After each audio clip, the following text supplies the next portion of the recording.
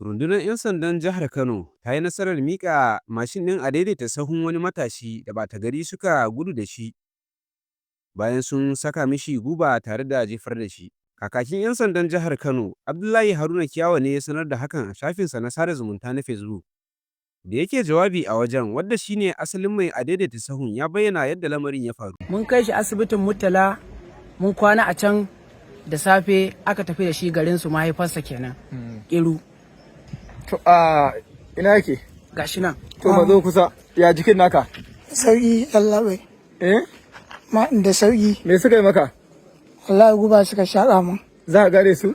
Gashi nan na gane guda ɗaya ma. Mu je ka nuna mun shi. Wannan ne? To ya yi maka? Ba mu labari. Guba ce a hannunsa da a leda a hannunsa sai ya sa mu a baki. Sai matsa mun ya maƙe mun mai. To ya kaji da kaga babur nan ya dawo kuma kai ma ga ka Allah ya fara baka lafiya. Alhamdulillah, na gode Allah, na gode wa hukumar 'yan sanda.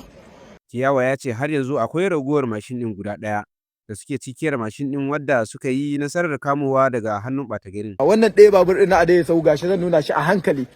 Shine wanda ba a samu mai shi ba. To in Allah ya sa mai wannan ya gani ko kana da wani uwa da aka amfani da irin waccan hanyar ta bada guba, wato aka tafi da Adaidaita Sahun ko in ce aka kwace, to mutum zai iya zuwa hedikwatar 'yan sanda da ke Bamfai domin ya zo ya duba wancan ɗayan da mun samu mai shi, kuma kun ji dai abin da yake faɗa.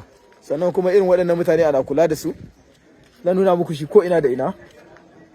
Yawwa, ko Allah zai sa a dace. Gashi har sun kai shi garin ɗan Bata za su cancanta masa kamanni, wanda kuma daga nan in sun canja fasali sai da shi. To gashi wannan shine ba a sami mai shi ba. Ga lambar nan ma KMC 319 VK Kano Center of Commerce, gashi nan. To Allah ya sa a dace. Gashi nan dai mun nuna muku ko ina. Ko Allah zai sa mai shi ya gane daga wani alamu ko wani shaida ta Adaidaita Sahun kamar yadda waɗancan suka ga kayan su. Gashi a cikin nan.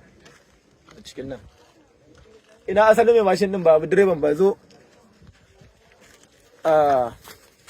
To ga dai wannan. Wannan shine ba a sami mai shi ba. Kai kuma tsaya da kusa da babur ɗinka. Ta ina gane babur ɗin naka? Babur ɗina da wannan feshin na karafunan na gane shi. Wannan kalar? Wannan kalar ba. Da kuma wannan igiyar. Allah. Da ita na gane shi.